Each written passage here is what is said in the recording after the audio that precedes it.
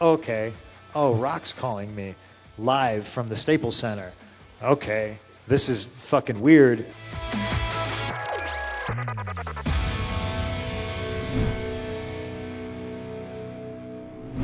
With my family, the story of Paige, which is a great movie. If you haven't seen it, it's the best film they ever produced.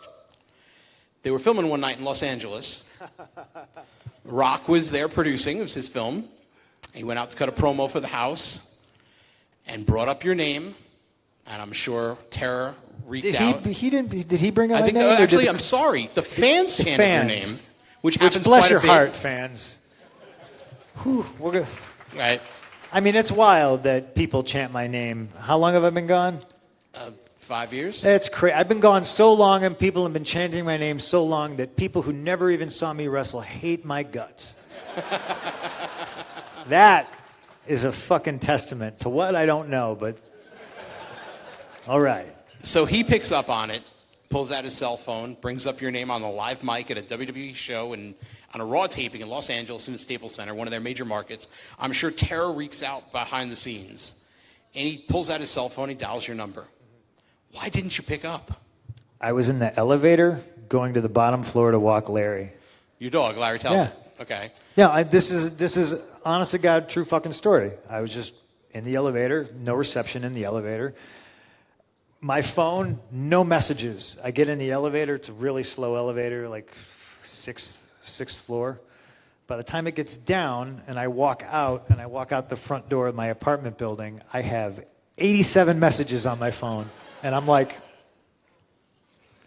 the same thing happened to me. I think somebody's dead. So I'm like, oh my God, what is going on? What is this strange number? And I just get like number after number on my phone. It's just like, answer your phone, pick up your phone. Why aren't you answering your phone? And I'm like, fuck, who's dead? This sucks. So I get outside, and I'm like, Larry's a terror. So I'm like, I got to make sure he's not trying to bite anybody. And I'm like walking, and I'm like trying to look at my phone to figure out like what's going on. And that weird number comes up again. And I'm like, I don't know.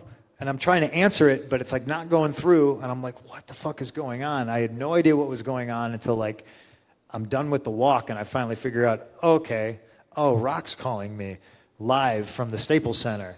Okay, this is fucking weird. And I started texting him like immediately after that, and he got right back to me. He was like, oh, brother, I was like, I tried to answer, I was outside, I was in an elevator. It just didn't work out. Did you ever hear if they freaked out, as everyone assumes that they did? Like, I can't imagine that they disciplined The Rock. But if there was a moment, that might have been it. See, this is the brilliant thing about him. This is how smart he is. And this is why nobody else in this situation would have been able to do this. It's like he recognized that, okay, these people aren't going to shut up. They're not going to stop chanting for CM Punk. So he goes along with it. And it was fucking brilliant. Because guess what? They got their shot. They finished the fucking thing. And he created a hell of a fucking moment. He made, all the people in the Staples Center feel like, fuck yeah, that was awesome. And it was a cool moment, It's just brilliant. It shows you what a fucking smart guy that he is. And yes, I did hear. It was part of the text messages I was getting. A couple people backstage were like, it's crazy back here right now. There's a couple broken headsets. There's shit's flying everywhere. I started getting texts, and I'm like, this has to be a joke. There's no way this happened. And then I look on Twitter, and there's like clips of him, and I'm like, oh my God, they are not going to be happy about this. This goes against everything that they want to happen at their shows. Yeah, and it was great too, because like me and him the next couple of days like just traded texts back and forth, and I was just like, hey man, when you were there, maybe I was like a dick to you. I said, but like it's politics, and like I don't hold any grudges. And he was like, oh my God, great. He's like, I came back there, and like it was completely alien to me, and I like felt weird, and I felt bad. Like so, like me and him like had a great moment based off of it too. So it was, it was positive all around. So when I wrestled Rock, I remember the first time. I don't know if I'd met him, so maybe he'd been around, but I went, and it was in Tampa.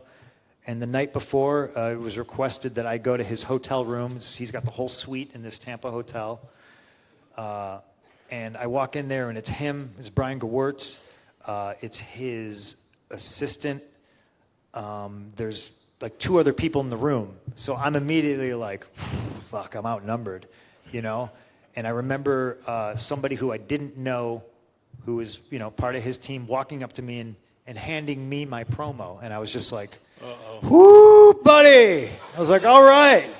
You know, and then we start like talking, and I feel like maybe it was like a very Hollywood kind of setting where like maybe they're doing a table read or something like that, and like again, this is how this dude operates, you know what I mean?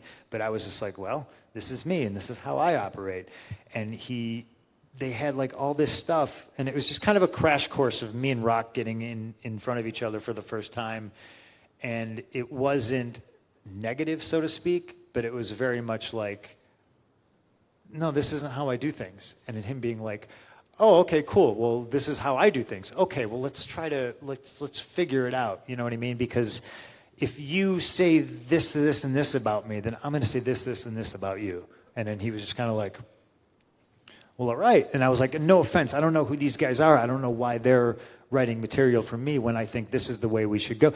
And so like we kind of pushed all that aside, and like me and him had, you know, kind of a one-on-one conversation in a crowded room, which is fucking uncomfortable, but he's who he is, and but again, I think he respected the fact that I wasn't backing down. I wasn't refusing to do anything, but I was just like, hey, can we maybe do this like a different way? And he was great, and he was fun to work with, and I like working with him.